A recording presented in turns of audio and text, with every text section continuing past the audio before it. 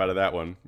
If you got more time, we could do another one actually. Sure, I got a Maybe moment. we could even split up in two videos or something. But let's go ahead and because we've got, um, let's do Nazgum something in So Thistle. that's kind of interesting because we were caught going from like, oh, I don't know what's going on. There's not really a plan here. What's really happening? And then instantly, Bastion killed.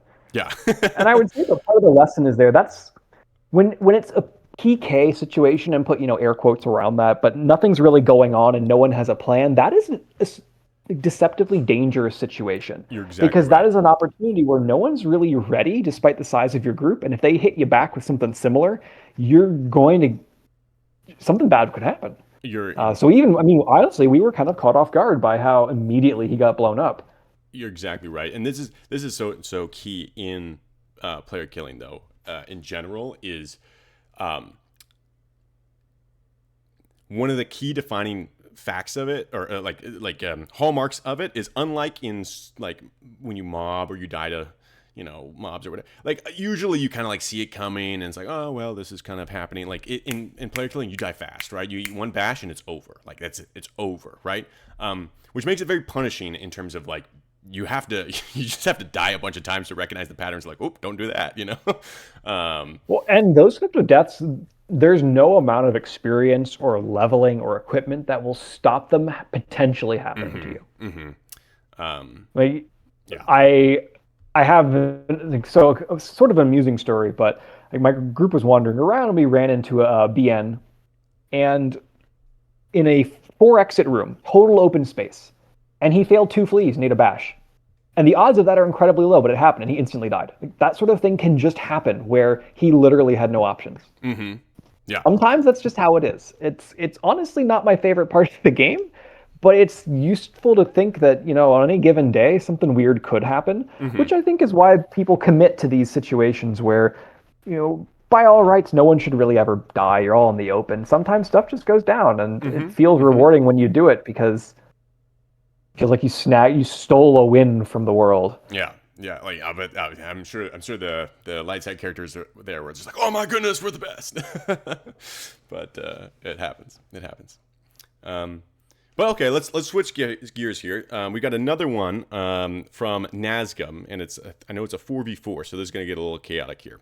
I haven't seen I've it never yet. seen his setup. This is actually really cool. I mean, I know he does a lot of work with coding and Nazgum's design stuff, and this looks great. Nazgum's setup is so clean, so clean. I'm so jealous. Um, but yeah, let's go ahead and get into this. So Zud group of four is roaming. Him, what do you call it? Vu, and I missed the rest of that, but Voix. Voix. V guy. Yeah, the Voix. All right, so pause a sec. Yep. With a lot of these really integrated groups these days on both sides, I feel like there's more use/abuse of locate to essentially remove some of that imperfect information. So you see he immediately locates Steed. Mm-hmm. So he's got a sense of, are they, nearby? Are they en route?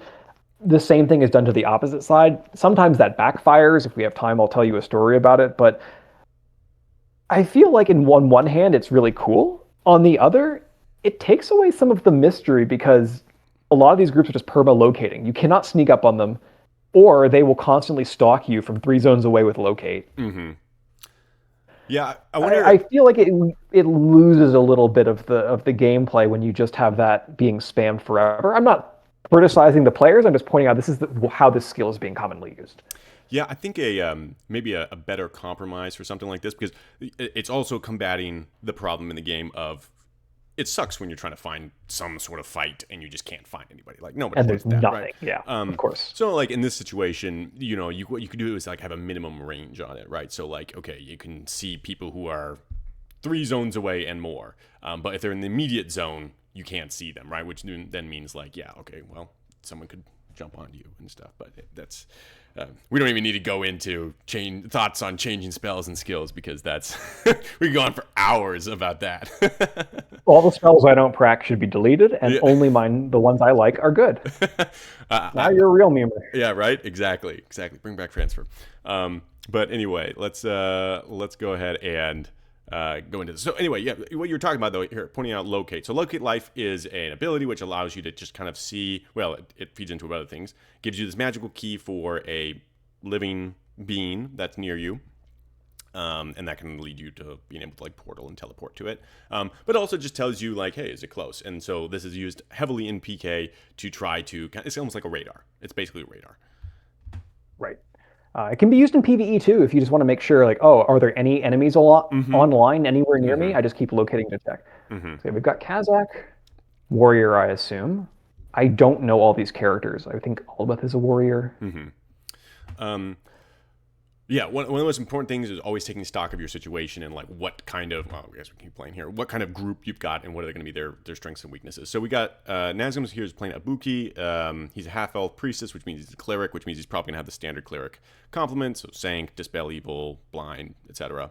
I'm not familiar with Kazakh, but he was wearing medals and had a black dwarven axe, so he's probably a warrior. And Aldweth, who is on the map, I don't know what he is, but he's kind of got an elvish. He's a warrior as well. Oh, is he? Okay. I think so. Could be wrong. Well, we'll see. We will see. You will see. So we are around Thistle Zone on that new Greenway.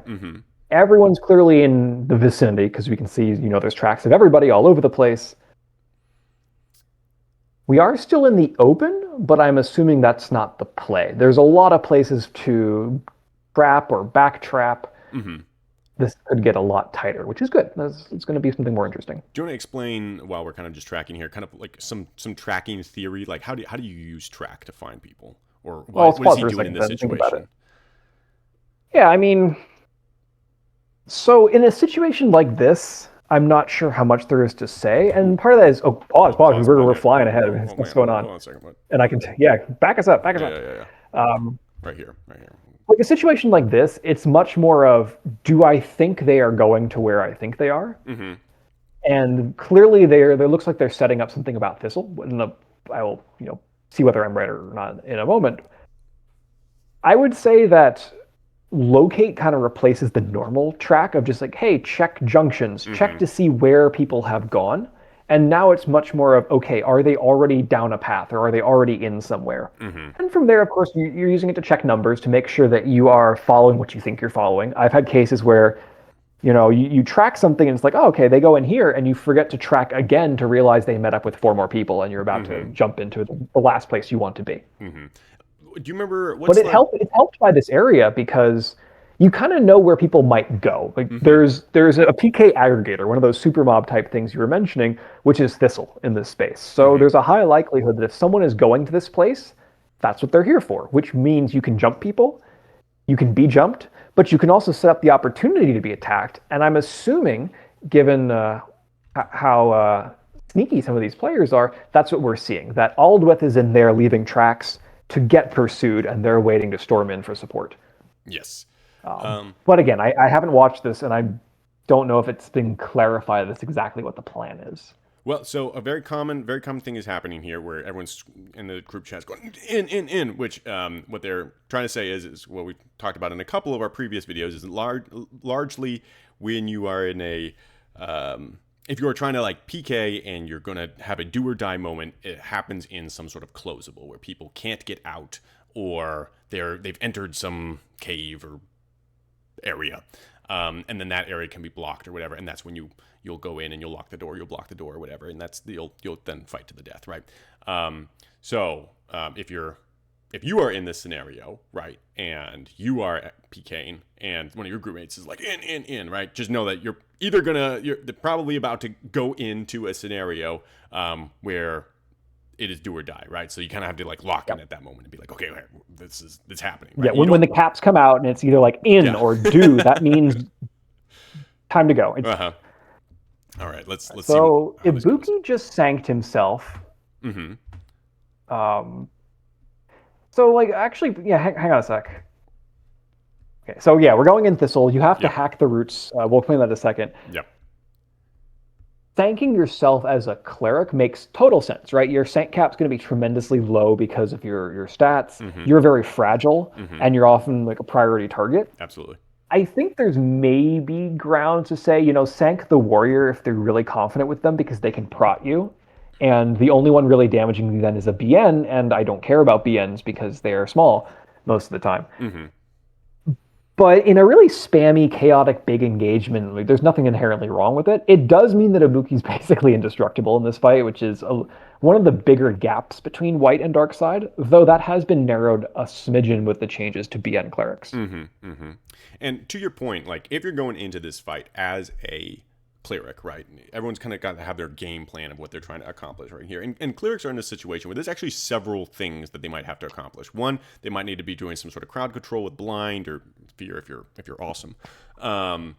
You might need to try to nuke someone down with Dispel Evil. You might be healing your group mates, or you could be spending all your mana beforehand for sanking. And kind of like to your point of sanking the warriors here, there's a totally valid strategy of almost not even sanking yourself, or fine if you want to sank yourself, but sanking the warriors and then kind of like leaving yourself up to death and just let the warriors go to town. Because a sanked warrior with a good cleric sank is almost indestructible and extremely dangerous. So and they can Two other points on that too. If you're sanked as a warrior, forget all like the trading hit stuff. One, if you want to bash someone and you get nuked while bashing, or you get counter bashed while bashing, you're not going to instantly die in the way that we just saw in the other log. So that means you have a lot more space to kind of, I guess I'd say, apply gravity to the fight, because you don't need to be fleeing as much. You can be the one to make them flee. You can be the one to lead in with bashing. You can be the one constantly protecting your ally. And that leads to my second point. You can also easily kind of get in the way while Ibuki drops Quakes.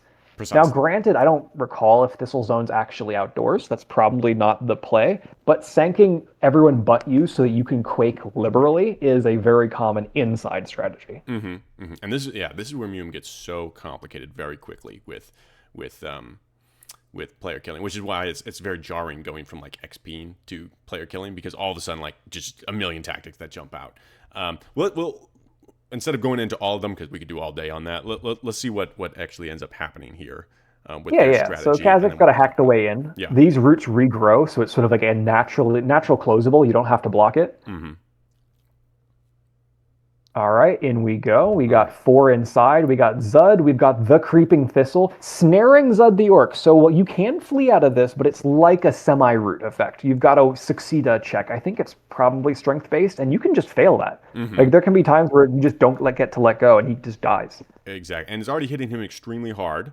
So and look, the Thistle drags back a woman. So 2 of the dark side are already sort of rooted, which means there's a lot of space to start doing incredible damage. Even if there's 4 darks in here, they're already kind of inherently scattered. Exactly. So in this scenario, you just want everybody to stay in the same room and nuke Zud. Now this is going to get a little bit interesting. So we're starting to hit fleeing here. The Creeping Thistle is going to start shifting targets depending on who is number 1 in the room. So what in your mind would you start, like what would you going through your head right now as Ibuki? What would you be trying to do? Oh, I nuke Zud to death. Just straight for Zud?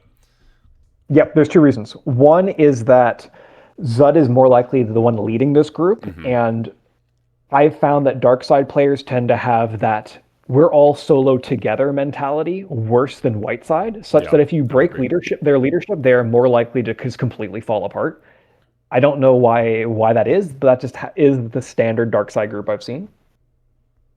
Yeah, point 2, I'm actually going to make 3 points. Point 2 is that Zud is almost always an aggressive attacking orc warrior, which sounds really big. We saw in the last log he had like 540 health. That's 6 or 7 dispels. And he's going to be aggressively coming at you. If you break him down, he drops fast. And if he's dropping fast, he cannot damage you back. And Zud is probably the biggest source of DPS in this group. So I know there's this general wisdom like, do the BNs first, they're fragile. I'm much more a fan of, blast the lead warrior as hard as you can to knock them out of the fight, especially if they're not sanked. Mm-hmm. And this is why I would sank the lead warrior first, to ensure that can't be used against me. And to your point here, even if you don't kill Zud by just kind of unloading on him, right? And let's say you don't kill him and you kind of get a little bit low, right? That still causes chaos on their side because they see their health bar dropping very very low, very rapidly, right? And let's say they go to bad, okay, they're still fine, but like the leader has fled out of the room, everyone else is trying to figure out what they're supposed to do, and panic ensues, right? And the moment you get panicked and you stop losing, like keeping everybody cohesive and defending each other and having some sort of game plan, right? You've almost kind of already won the fight, even without killing somebody. Right. And this isn't universal, right? It really hinges on the fact that the rest of the team doesn't have disproportionate firepower. So if you were to do what I just said as a bunch of orcs against a typical white side group, and they have a bunch of full clerics nuking you while the warrior just sits there comfortably defensively, well, that's now the wrong play. You need to do something to disrupt those casters from blasting you. But BNs don't have comparable firepower, and at the very most, what could happen is, three of you go for Zud, and one person just says, look, I'm going to go sit on that BN and force them to constantly flee and not cast. Exactly. And just, I'm going to do nothing, but they're going to do nothing, and three of you are going to kill Zud, and now you're taking those 3v1s over and over until there's nobody left. Mm-hmm. All right, well, let's see what they end up doing. So, they're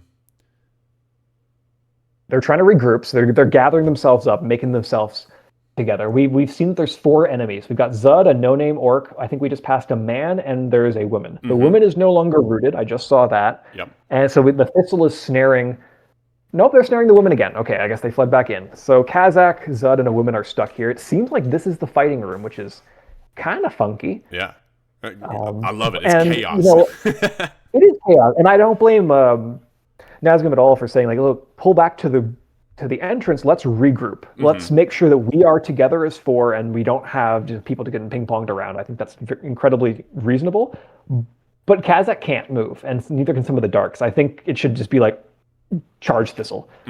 A hindsight and me not being in the fight helps a lot, obviously. Yeah, to be fair, we're going to be Sunday night quarterbacking this, and it is so easy to be like, oh, what an awful, but in the moment, shouldn't have even logged in. What a fool! In the moment, I would have nuked my own teammate or something. Who knows? Anyway, so let's keep going. So a lot of spam. Sometimes it's kind of hard to keep up with all this. Oh, Thistle is trapping everybody, which is about to make things interesting. He's trying to bolt to the BN, and this is kind of what I was saying before. That if you start blasting, that's the normal approach. You just gun down BNs because they're fragile, and bolt does bonus damage against them. And I don't think that's a wrong strategy. I think there's a point to say, like, hey, if you try and blast Zud, he can flee around. It's going to be hard to finish him off. But I also still think, hey, so long as he's thistled, there's good opportunity to just kind of completely dunk him out of the fight. Either way, though, let's see where this goes. One thing I want to point we've got. Oh, go ahead. Voy is intercepting hits, so a lot of the Thistle damage is getting redirected away from Ibuki, which frees him up to do damage. But Zud is also trying to disrupt him by going for it. So I don't know if it's just that there isn't enough focused protection on him, because with at least 1 interceptor, and honestly, I think there's 3 interceptors here because Aldwith's a warrior, then a hit should never land on Ibuki. Something to keep in mind here, and this is where again, like you were just talking about this, where warriors are an incredibly simplistic class when it comes to the PvE game of MUME, right? But the difficulty levels spikes drastically once you get into a player killing environment here, right? So the warrior's job here, as you mentioned, is to try to keep Ibuki alive.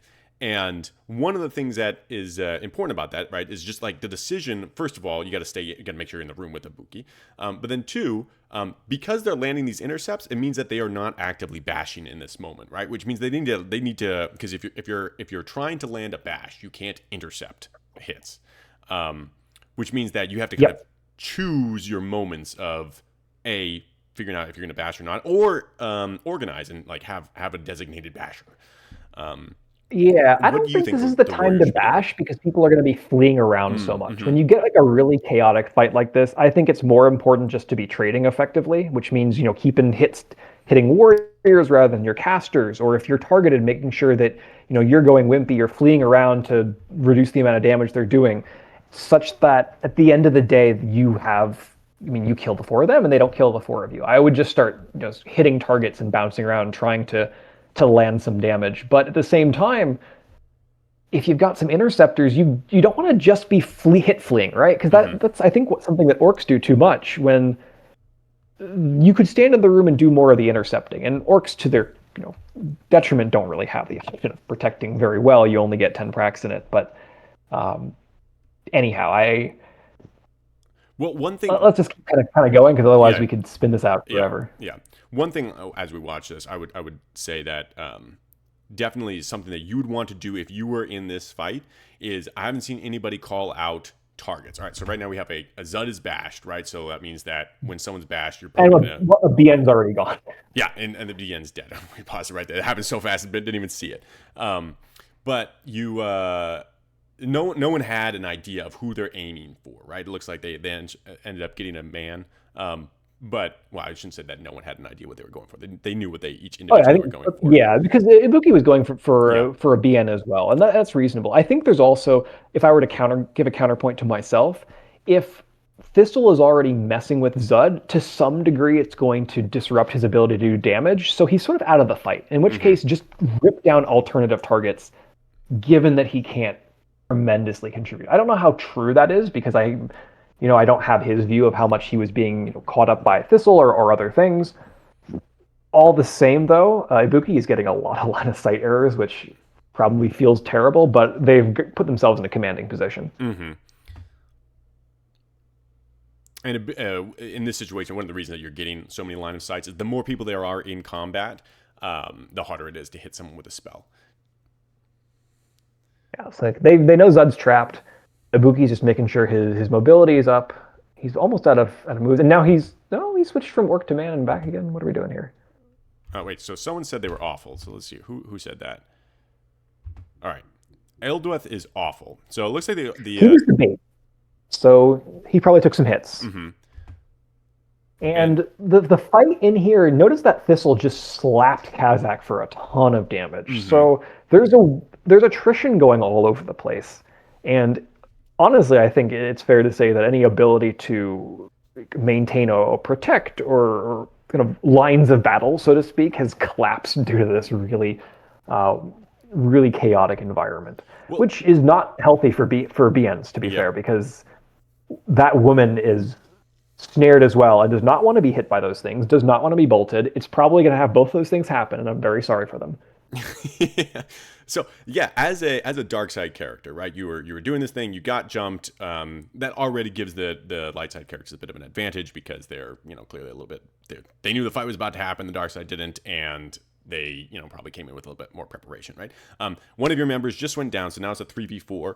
In your mind, you're on the dark side. What's your game plan? How are you going to try to handle the situation? I'd say it depends on what your starting game plan is, right? If I was in a 4v4 and the plan was, target this person, do this, and one person goes down, to some degree you kind of got to keep going. Mm-hmm. It's more like a stopping problem. At what point do you say, fuck it, we're out? Mm-hmm.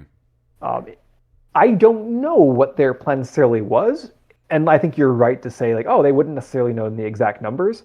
I think to some degree, you could make an argument that, we did some damage to Aldweth before they got in. Let's try and finish him off, because otherwise Aldweth is going to be able to cure up or use second wind and return to the fight, bring him down, knock him out of the fight.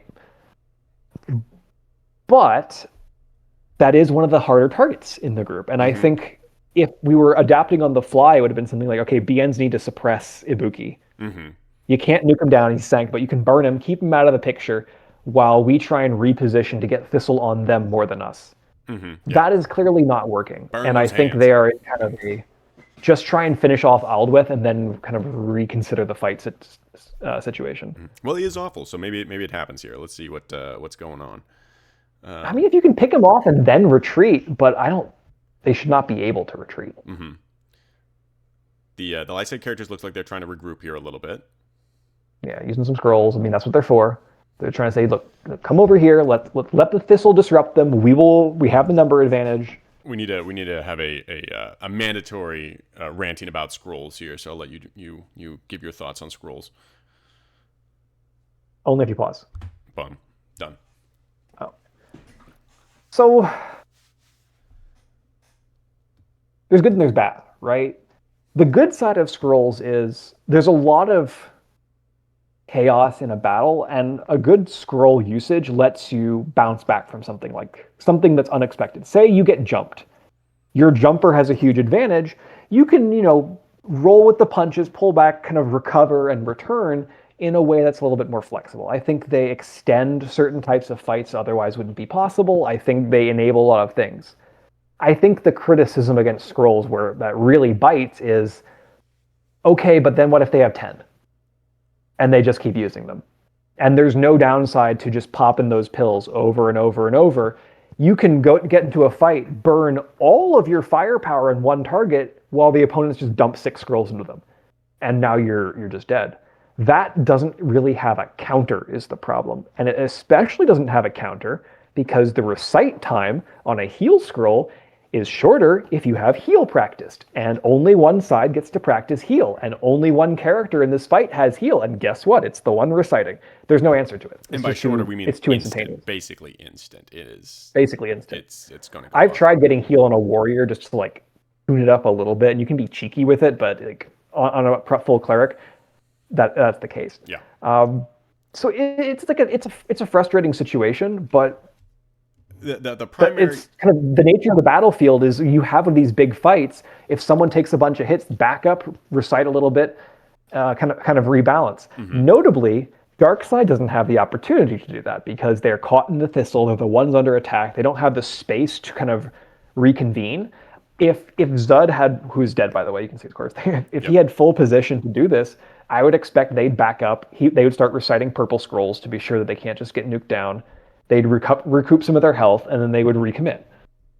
Yes, and like the problem with scrolls is that they, much like you say, they are a consumable of which you can have infinite. Right, and the only barrier is how much time you have to farm them, which advantages some players over others. Exactly. Whereas as like you've got consumables like rocks. Rocks are super well done in that there's really no point in ever having more than 2 rocks.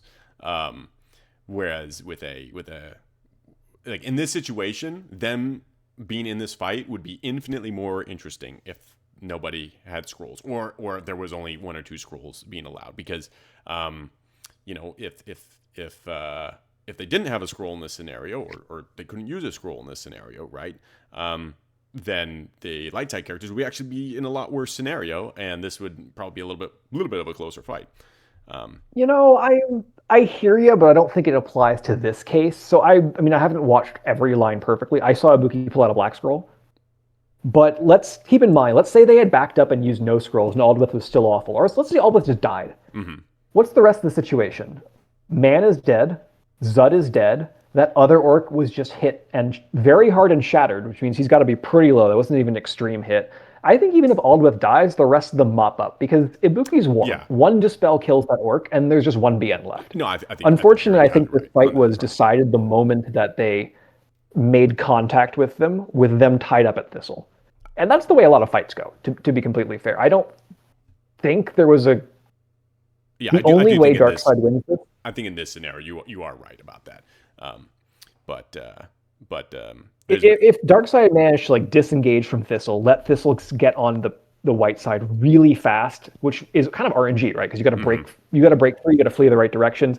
There is a like some sort of path where this flips, but again, this is hindsight. This is not something that most groups would be able to do in the moment because we're just kind of looking at the aftermath. Yeah. But as is, there's 1 orc left and 1 black Numenorian.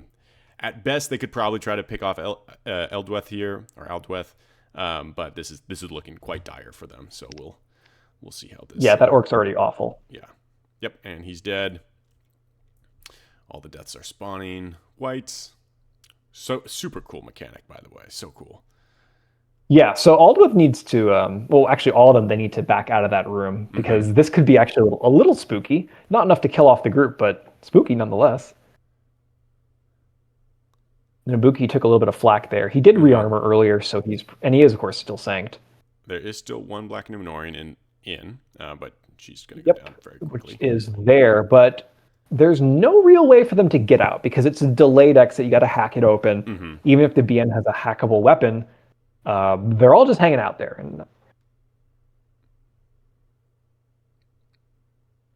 And this area, Aldwith got stuck with the Thistle. yeah, and this area is not portable. Oh, So he's tracking for Zud. He doesn't realize that Zud's already gone. I think. I'm pretty sure. there you go. Okay, yeah, sure. The premonition. Fair enough. We've been there. We've all been there. Yeah. All right, so they can. Wait, make a plan to kill the BN? Oh, so yeah, they're just all chilling and waiting. Mm. Is that needed? So I wonder. Oh, why not? Yeah, so the orcs when they respawn are very, very far away, and so there's not a lot of chance for the dark side to reinforce here, whereas the light side could easily get their member back. I feel like the play is you just walk in and nuke Thistle dead. Mm-hmm. Yeah, no, Nazgrim, you're doing the right thing. I'm pretty sure you plus a little bit of hit, you can just break that thing. So here we go. We got Quakes. Yeah, there's a lot of whites, but those aren't that big of a mob. Nuke and Thistle. Does Ibuki not dispel? Oh, well, actually, Bolt is part fire. Maybe it's more effective. I just feel like Dispel's more efficient. Okay, Shaukr is our BN. There we go. Oh, right. I was saying, why are they named now? Because Aldwith died in between that we hadn't. Yeah. I thought Aldwith died before, but that's not true. You just leave Aldwith guarding it. Yeah, and see, this is exactly what Shaukr should be doing in this scenario, though. Of once you know they're in the Thistle room, like if Thistle dies, the Black Dominion's dead. Like, you're done, right? So, now, if Thistle grabs the BN is also dead. Yeah. I still feel like one full cleric and 2 hitters. I'm saying 2 because imagine Aldwith is covering the exit, could just burst down Thistle. Mm-hmm. Well, it's hurt right now. It's hurt right now. But certainly, if you are in a scenario where your back's against the wall and you, like, the enemy of your enemy is your friend in this scenario, and so Shaukr should be trying to play around Thistle because once Thistle goes down, for sure. Shar's dead. So. Oh, I see the problem. Nazgûm is using fast bolts on the Thistle, which is fast is less mana efficient. Mm-hmm. And I'm still not convinced bolt's better than dispel. But any case, I mean, understandable using PK settings, but that explains why Thistle is hurt and not dying.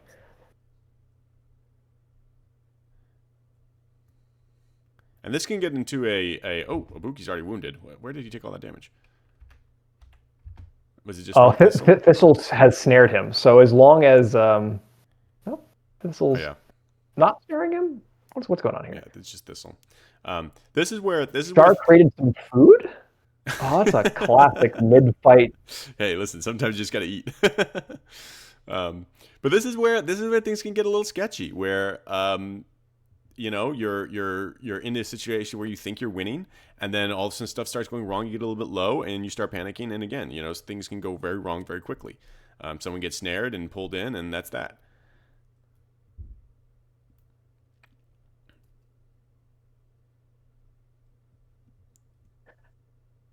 I still think the play was just go all in and kill Thistle, and then you can chase BN freely. I don't know what Voigt's build is. Was he quaking earlier? Then just use 2 nukers and have Kazakh buff it for a sec. Kazakh dies. No. Oh no! And they're hacking while Shaukr is in the room. Okay, I know, that's terrible. Can you stop a hack? Like, can you cancel it yourself? But the other, the other person side wasn't hacking in. Yeah. Okay, they caught it. They're good. Yeah. I've had fights like that where someone is trying to get in and they let the enemy out. Yeah, they let the person out, and it's like, oh no. Okay, so they've created like a monstrous room full of whites now. Sure, but surely you sank Aldwith, and then you now have 2 nukers and a hitter who just kill Thistle. Mm-hmm.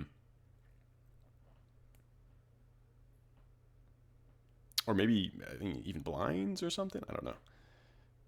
I don't think you can blind Thistle. No, but you could blind the whites, right? I suppose. I still think you just burst it down Yeah. is the play here. You have full cleric. You have full cleric damage. Mm-hmm.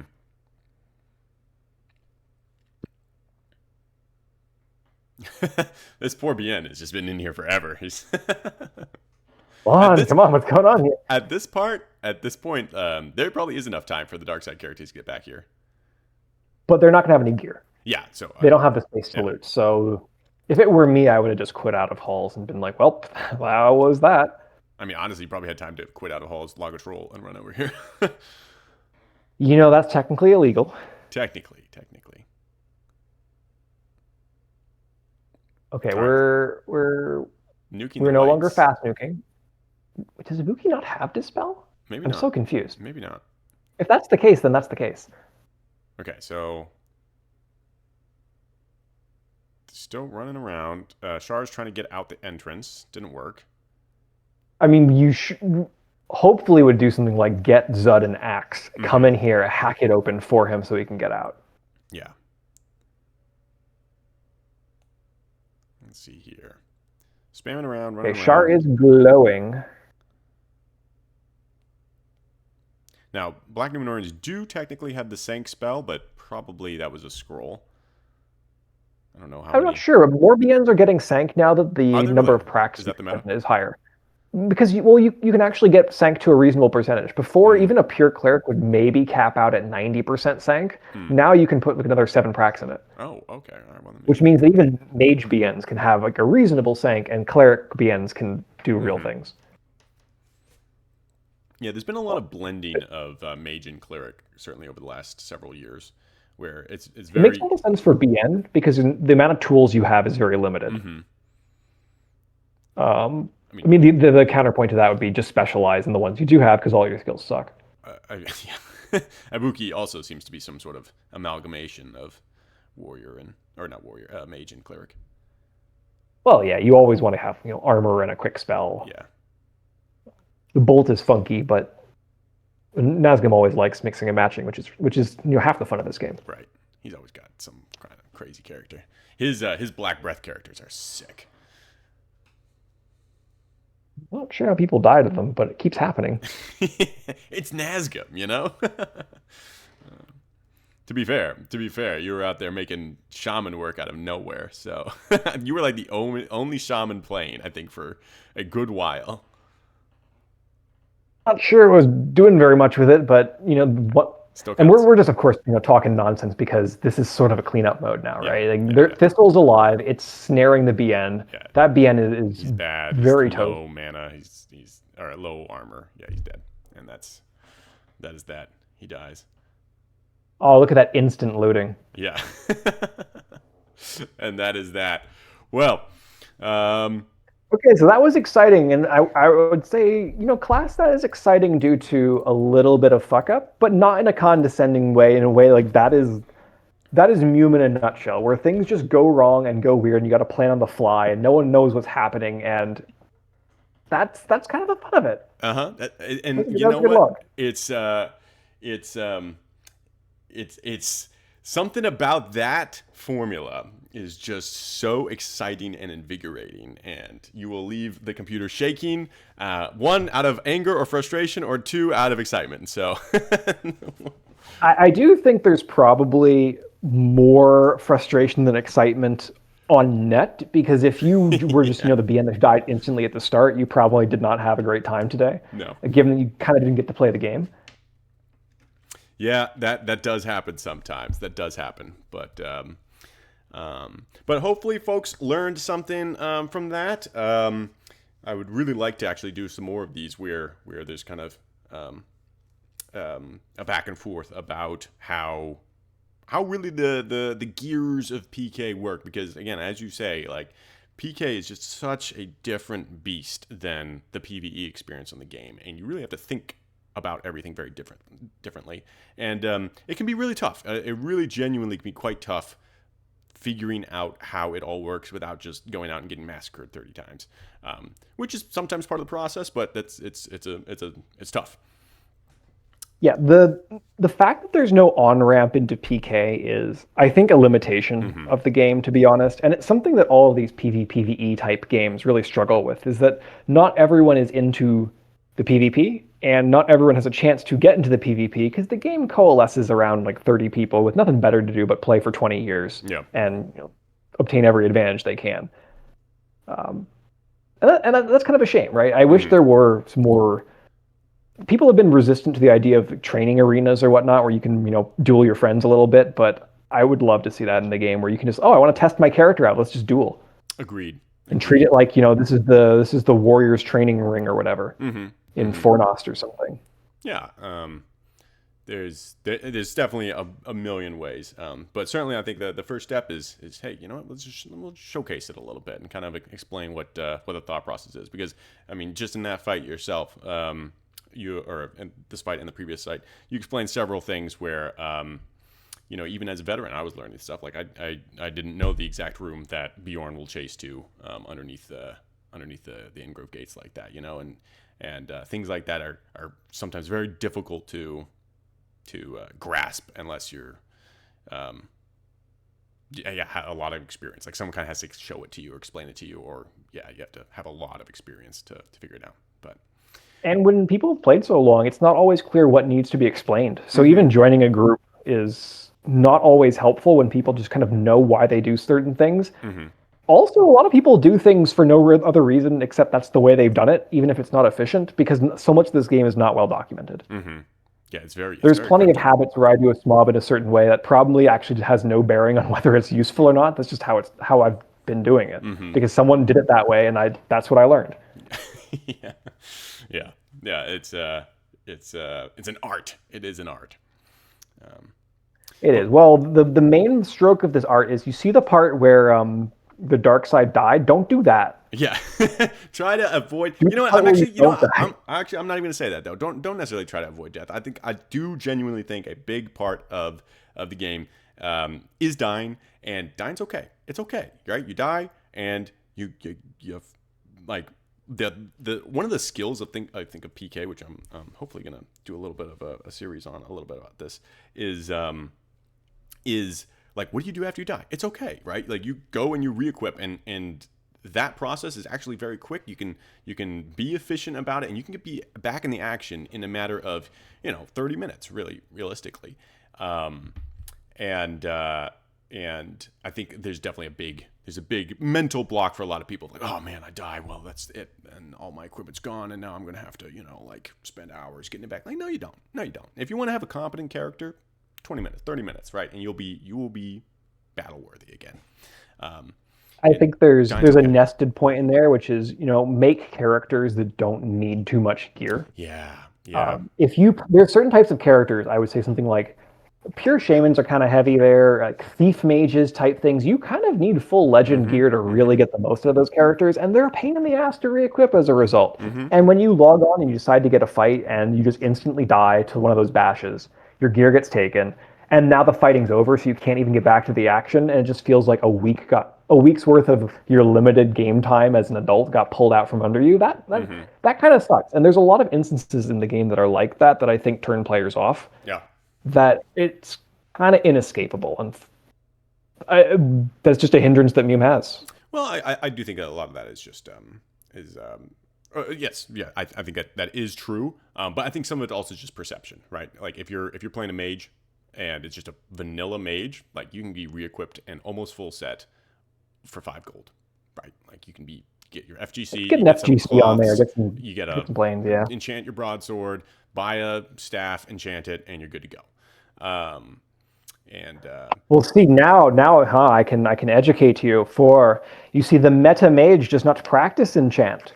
You practice it to chant your staff and train it off once immediately. Those are the min-maxers. No, those are the min-maxers. You gotta replace the staff. You gotta switch your pracs around, and you're gonna get all angsty about it. that is the way that is the optimal way to do it. Let me tell you, all of my characters now are set up for quick re-equips. Like I keep enchant. I keep everything that's ready to go. Just ultimate quality of life. But anyway, we No, could no, go I on agree with that. for days about this. But thank you so much, Shaukr, for being on and explaining stuff. I'm not sure if we're gonna do this as one video or split it into two yet, but thank you so much for explaining to people a little bit about how MUME PK works. Oh, happy to join it. And thanks to the folks who are, making videos, posting logs, engaging with the game still. I don't play all that often, so it's still nice to see that things are happening. Yeah. Huge shout out to everybody who A, is involved in these fights, and then B, taking footage. So shout out to Nazgum here. More people should record their fights and send them in. If you do see Shaukr online and game, or you're just looking to PK, give him a narrate, and you never know. Someone might just be like, hey, yeah, come under my wing. We'll give it a shot. And that's really the best way to get started, right? I actually don't recommend going out and trying it yourself, because you will die immediately, and you probably won't learn a lot. So ask somebody to come with you. But with that being Get said, into one of these go big ahead. craft groups where you're probably going to die, but a bunch of other people will die with you, and it'll be fun. Exactly. But yeah, with that being said, that'll wrap up this. Thank you guys for watching. And again, thank you, Shaukr, and peace out. Later.